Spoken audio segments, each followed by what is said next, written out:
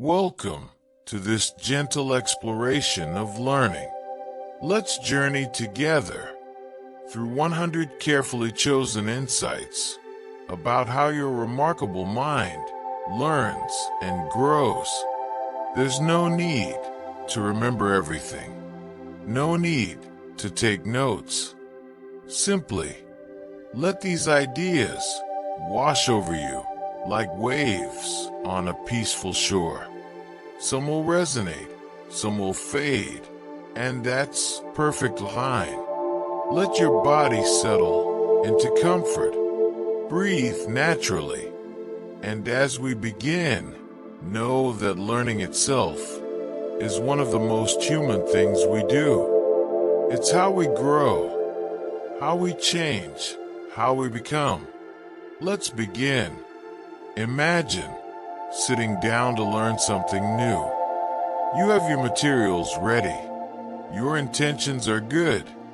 And yet, something feels off. The information doesn't seem to stick.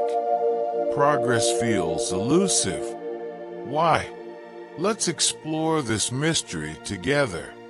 Your brain is magnificent, but it has limits. When you try to learn while your phone buzzes, while notifications ping, while multiple tabs demand your attention, you're asking your brain to do something it simply cannot do well. Think of your attention as a spotlight. When it's focused, it illuminates everything beautifully. But spread that same light across 10 different things, and suddenly, everything is dim. Nothing is clear. Multitasking, despite what we might believe, isn't a superpower. It's an illusion. What we call multitasking is really just rapid switching between tasks. And every switch comes at a cost. The research is clear. When we try to learn while also checking social media, while also texting, our memory formation weakens significantly. So the first truth of faster learning is paradoxically about slowing down, about protecting your focus, like you would protect something precious, because it is. Look around at where you typically study or work. What do you see? Is there clutter? Piles of papers? Unfinished projects? Your environment speaks to your brain, quietly but persistently. A cluttered space, whispers of unfinished business, of chaos, of overwhelm, and your brain absorbs these messages. Now imagine a clean desk. Perhaps a single plant. Good lighting. That doesn't strain your eyes. A comfortable chair. Quiet. Or the right kind of sound. This environment speaks differently. It says, here, you can focus. Here, you can think clearly. Creating a brain-friendly space isn't about perfection. It's about removing the obstacles, the visual noise, the physical discomfort. Small changes can yield surprising results. A clear desk, a closed door, headphones to signal that this time is sacred. This is perhaps the cruelest trick our minds play on us. We can feel intensely busy, constantly moving, always doing. And yet, when we look back, we wonder, what did I actually accomplish?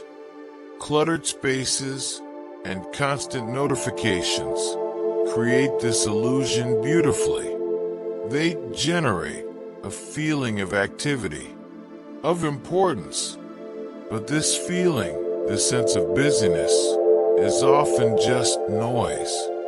Real progress, real learning, often feels different. It might feel quieter, more focused, sometimes even a bit boring. There's no dopamine hit from a notification, no constant sense of urgency.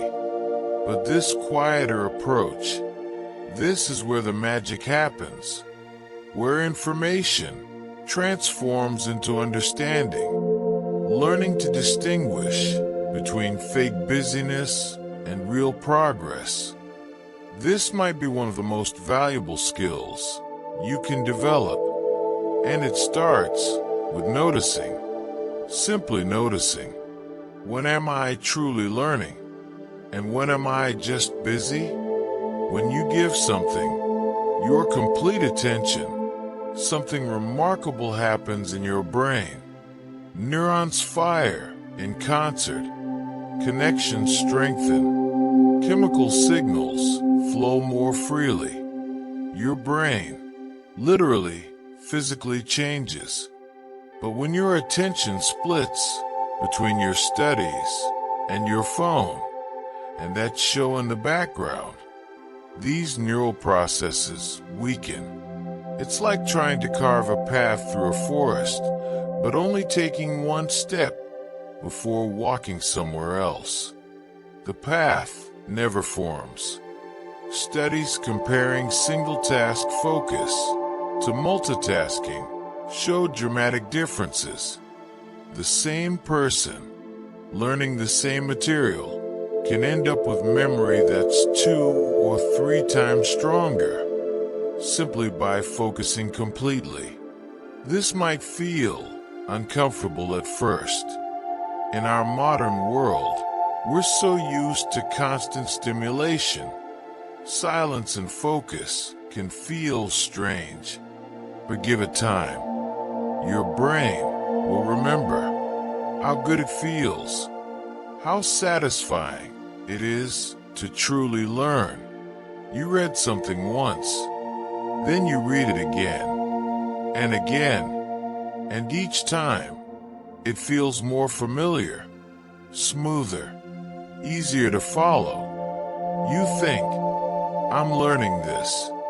I know this now. But familiarity and true learning are not the same thing. When you reread, you're mostly recognizing. Your brain says, oh yes, I've seen these words before. But recognition is weak, shallow. True learning requires something more. It requires retrieval, recall, the active reconstruction of knowledge from memory. The same is true for highlighting. How many textbooks have you seen, awash in yellow and pink? Every line marked as important. It feels productive, moving that highlighter across the page. But this, too, is largely an illusion. These techniques, rereading and highlighting, they're not completely useless, but they're far less effective than we believe them to be. Later, we'll explore what works better. But for now, simply knowing this can be liberating. Perhaps you've heard that you're a visual learner, or an auditory learner, or a kinesthetic learner. Perhaps you've even shaped your entire study approach around this identity. Here's something that might surprise you. The scientific evidence for learning styles is essentially non-existent, not weak, not mixed, non-existent. Study after study has tried to prove that matching instruction to learning styles improves outcomes, and study after study has found nothing. This doesn't mean that everyone learns the same way. We don't. We all have preferences, strengths, but these differences don't align neatly into categories. And more importantly, they don't mean you should only learn in your style. In fact, limiting yourself to one mode of learning actually weakens your learning. The best approach is to use multiple modes, multiple senses, multiple approaches, because the brain learns best when information arrives through many pathways. So if you've been worried about finding your learning style, you can let that worry go, like a leaf floating down a stream. So now we understand some of what holds us back: the distractions, the clutter, the illusion of busyness. This understanding is valuable, but knowledge of what doesn't work is only the beginning. Now we can move forward towards something more powerful. There's a quiet revolution that can happen in your mind. It doesn't require expensive tools or extra time or perfect conditions. It simply requires a shift, a reframing, a new way of understanding what ability means. Some people believe that talent is something you're born with. You either have it or you don't. You're either smart or you're not. Good at math or not. Creative or not. These categories feel solid, permanent, fixed, but decades of research tell a different story. A more hopeful story. A story where abilities are not destinations you arrive at, but journeys you undertake. Where talent is not a gift you receive, but a skill you build. This is what psychologists call a growth mindset. The understanding, deep in your bones, that you can grow, that your brain is plastic, changeable, responsive to effort. And here's what's remarkable. When people adopt this mindset, their learning accelerates. Not because they suddenly become smarter, but because they approach challenges differently. They persist longer. They try new strategies. They see setbacks as information, not as verdicts.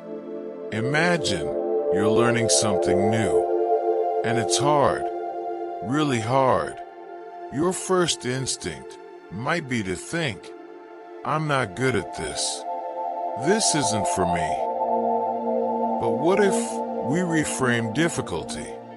What if, instead of seeing it as a sign that you're on the wrong path, you see it as a sign that you're on the right one?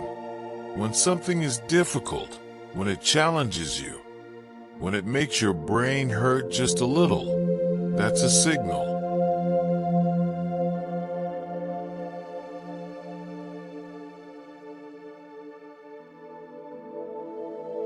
A signal that your brain is stretching, growing, forming new connections. Easy things don't produce this effect. When you breeze through something, your brain isn't really learning. But difficulty, productive difficulty, this is where growth lives. So when you feel challenged, when learning feels hard, you can recognize this, not as failure, but as progress. The discomfort is the point. It means you're doing it right. Let's talk about making mistakes. For many of us, errors feel bad, shameful. We want to get it right the first time, every time. But what if mistakes are actually one of your most powerful learning tools? Research shows something fascinating. When you make an error and then receive feedback and then correct that error, you often learn more deeply than if you'd gotten it right from the start. Why? Because errors engage your brain in a special way. They create a small crisis, a mismatch between expectation and reality. And your brain is exquisitely designed to pay attention to surprises. When you make an error, your brain wakes up, it focuses, it analyzes, and when the correct information arrives, your brain absorbs it more deeply because now it knows this matters. This is called errorful learning, and it's not about being careless. It's about giving yourself permission to be imperfect, knowing that the mistakes you make aren't holding you back. They're moving you forward. Here's an idea that might seem counterintuitive. Imagine you're about to learn something new, a concept, a skill, a technique. The traditional approach is to have someone explain it first, show you the right way. Then you practice. But there's another way. You try to solve the problem before anyone teaches you. You struggle. You fumble. You probably get it wrong. This is productive failure. Why would this work? Because that struggle, that confusion, that genuine attempt to figure it out primes your brain. It activates your prior knowledge. It makes you curious. It creates questions. And when the teaching moment arrives, when someone shows you the right way, your brain is ready. So ready. The explanation doesn't wash over you. It penetrates. It sticks. Students who experience productive failure before instruction often outperform students who receive perfect instruction from the start, not despite the struggle, but because of it. Now, there's a balance here.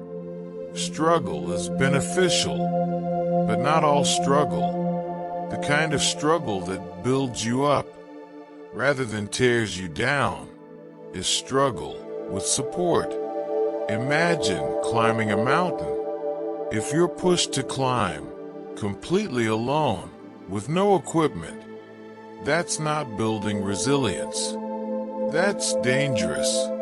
But now imagine climbing that same mountain with a guide, with proper equipment, with someone who believes in you, who lets you struggle with difficult sections, but steps in when the struggle becomes too much. This builds resilience. The same is true of learning. When you're allowed to struggle, but you're not alone, you grow stronger, not just in skill, but in belief, in confidence. Here's a question worth pondering. When you sit down to learn, how do you decide what to do? Do you have a strategy? Or do you just do what you've always done? Most of us operate on autopilot. We learned certain study habits years ago, and we've just continued. But what if you approached learning like a craftsperson approaches their craft, with intention, choosing the right tool for the right job, matching your strategy to your goal? Sometimes you need to retrieve information, then practice testing yourself.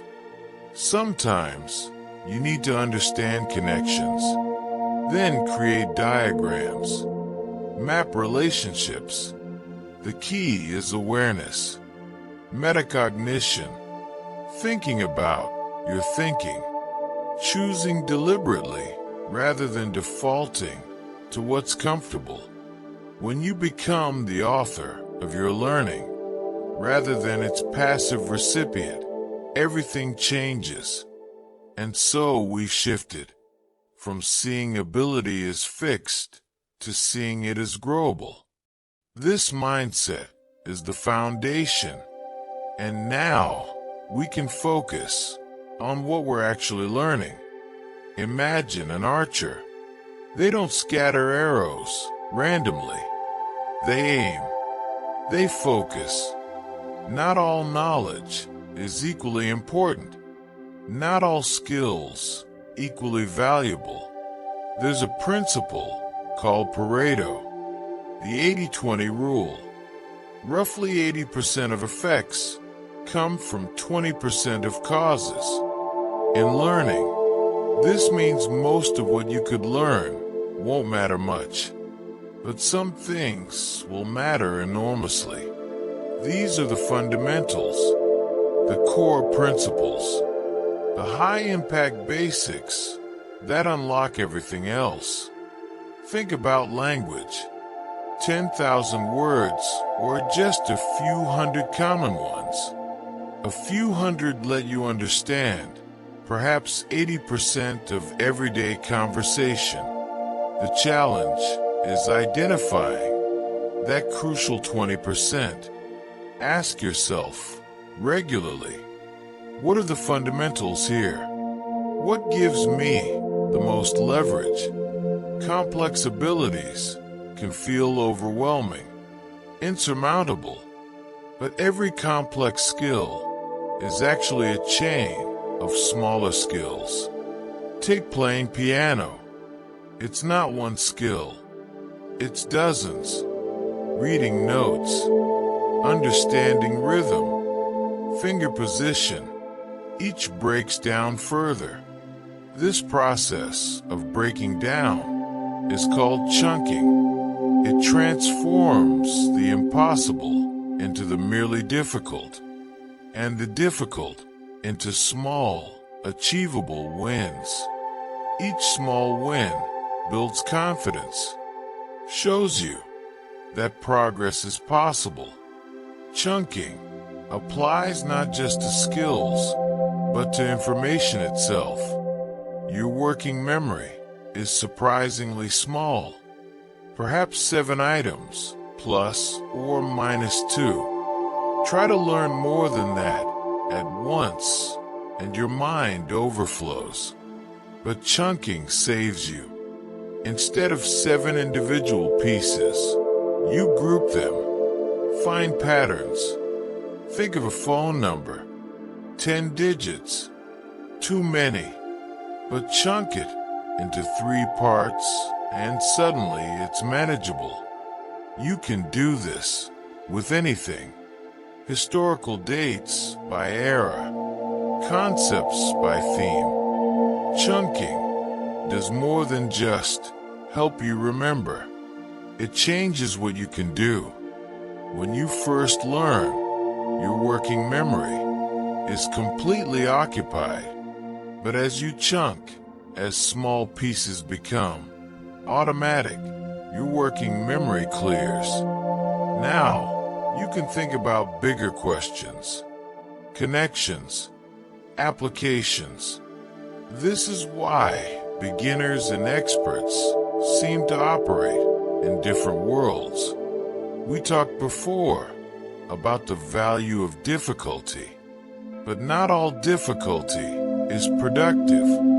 There's a sweet spot, a zone where learning happens best.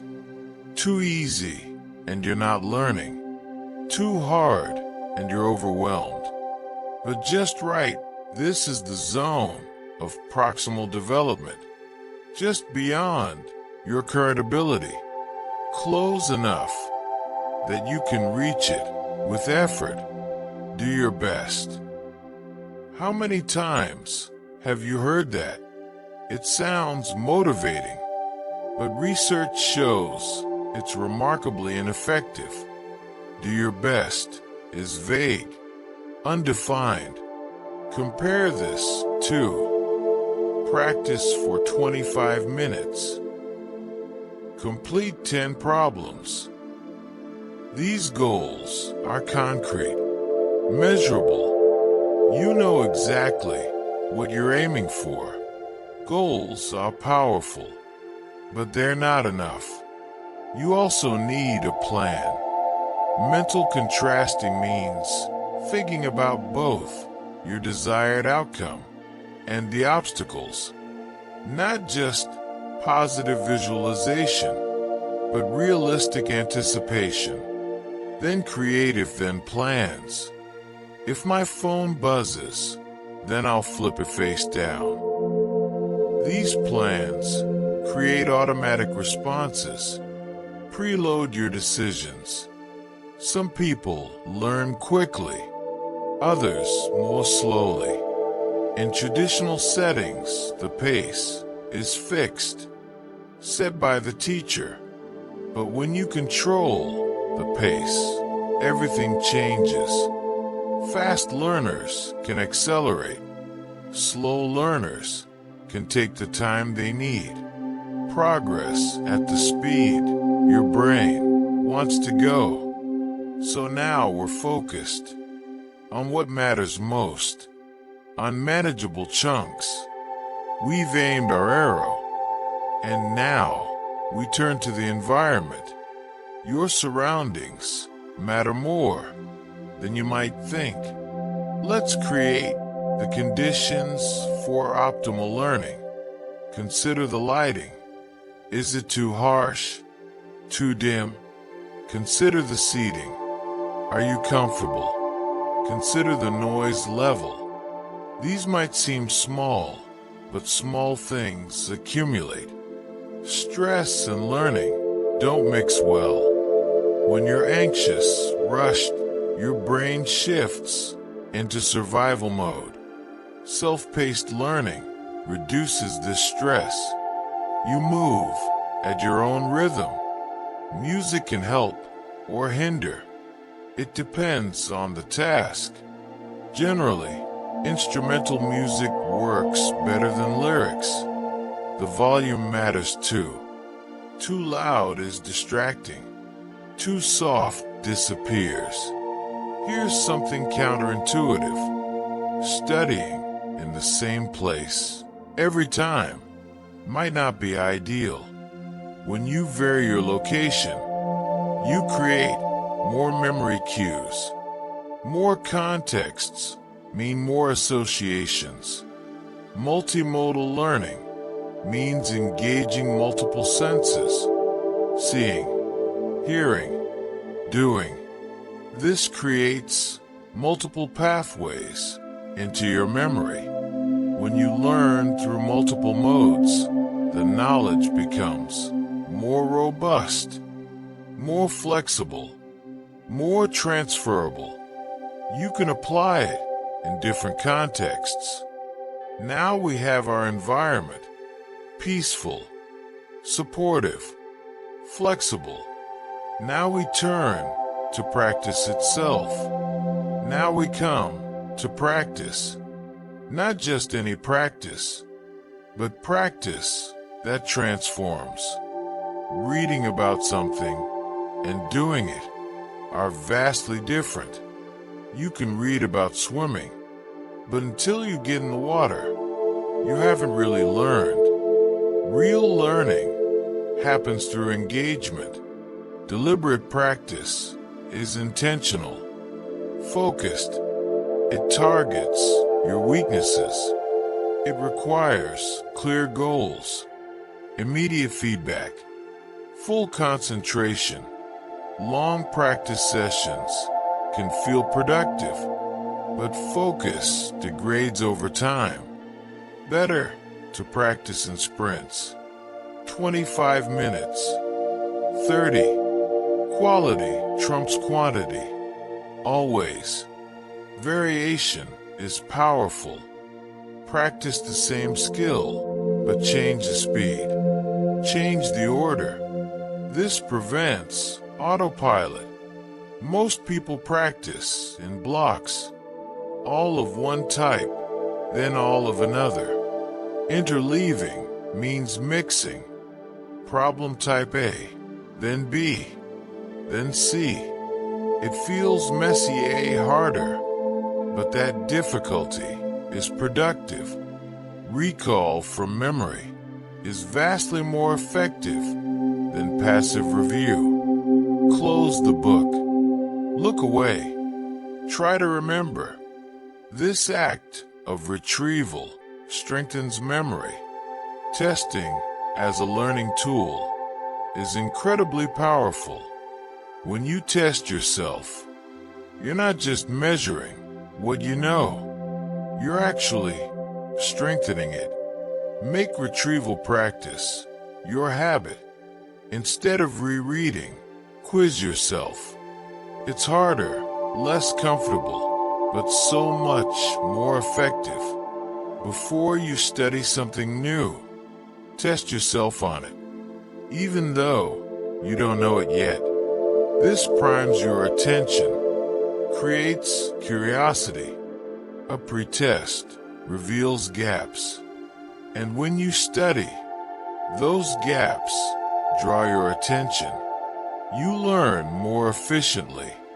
Guessing, then correcting, often strengthens memory. The error creates engagement. The correction creates relief. Before you look at the answer, pause. Try to generate it yourself. That attempt prepares your brain. The generation effect works in many contexts. Predict the next step. Define a term before looking it up.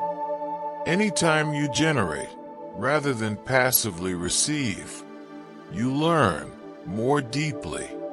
So now we know how to practice deliberately, with focus, with variation. Now let's turn to memory itself. Memory is not about having a good brain or a bad brain. It's about using effective techniques. When you learn something new, you forget it quickly. But if you review at just the right time, you strengthen that memory. Each time you successfully retrieve, you can wait longer before the next review. The intervals expand. This is spaced repetition.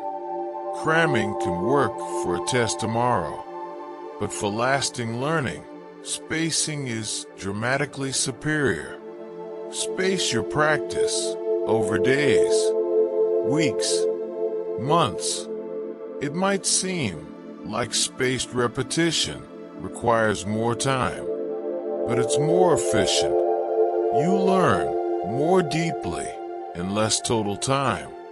See it, hear it, say it, write it, do it. The more senses you engage, the more pathways you create. This is called dual coding. Words and images together. Your brain processes them differently. Use both. Abstract concepts are hard to remember, but concrete images stick. So translate, transform, connect new ideas to what you already know. Learning is like building a wall. Each new brick needs something to rest on. Explain concepts to yourself in your own words, not the textbook's words. Yours. This forces understanding. When you try to explain and can't, you found a gap. When your explanation doesn't make sense, you've found a misconception. The best way to learn something is to teach it to someone else, to a camera, to an imaginary audience. Teaching forces clarity.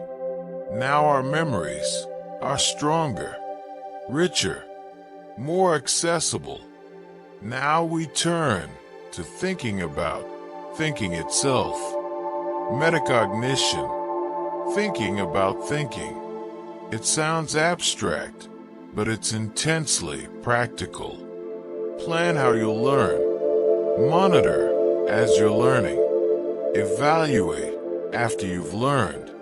This transforms learning from something that happens to you into something you direct.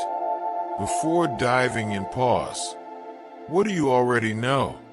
Activating prior knowledge creates hooks for new information. What is still unclear? Could I teach this? These simple questions reveal whether you truly understand. What worked? What didn't? What should I change? This reflection turns experience into wisdom. What is surface level? Why and how go deeper? Deep understanding comes from deep questions. Nothing exists in isolation. Every idea connects to something.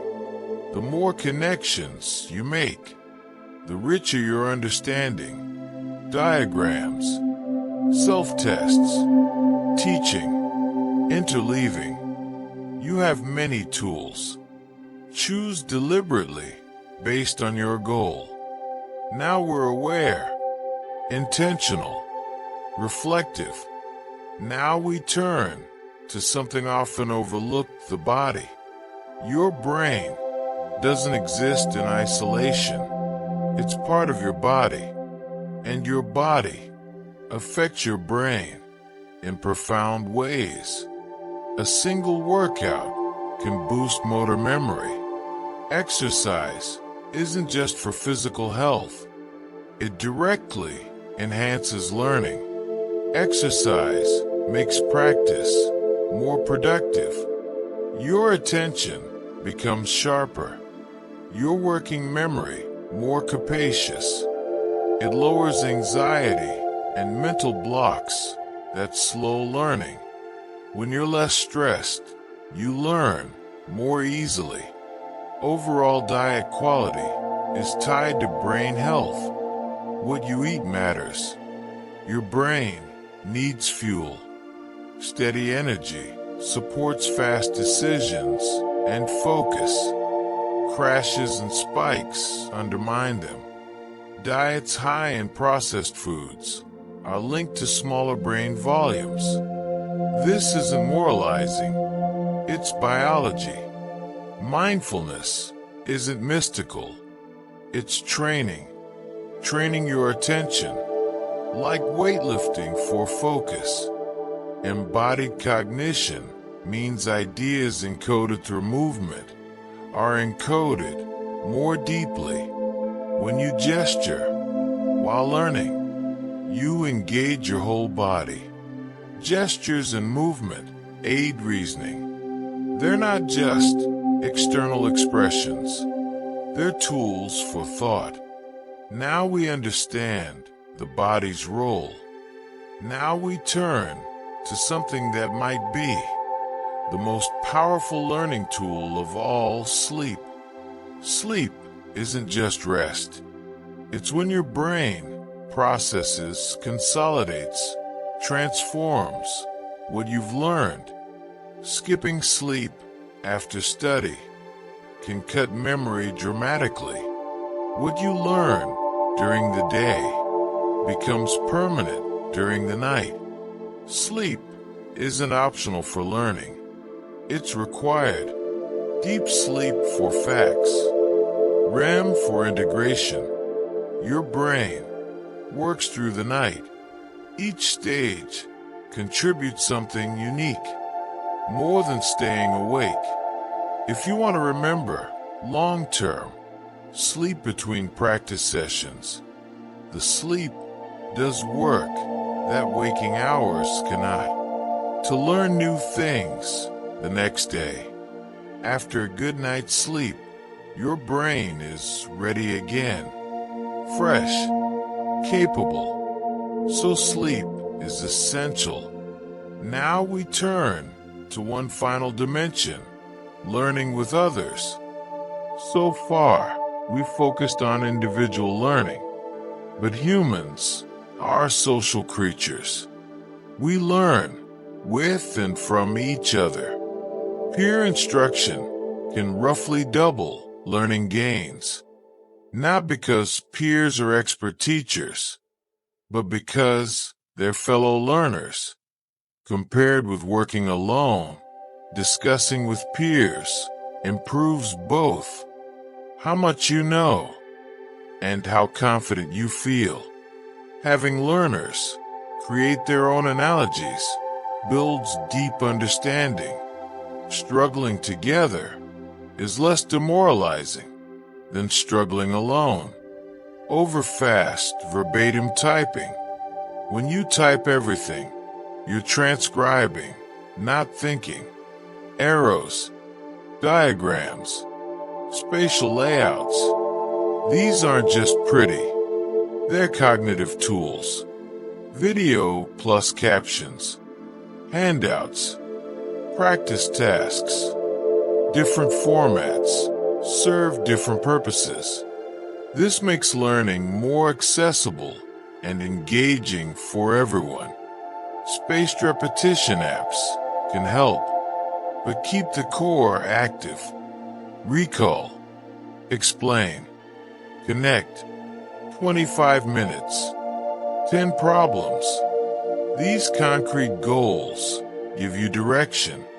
If phone buzzes, then flip it face down. These plans automate good decisions.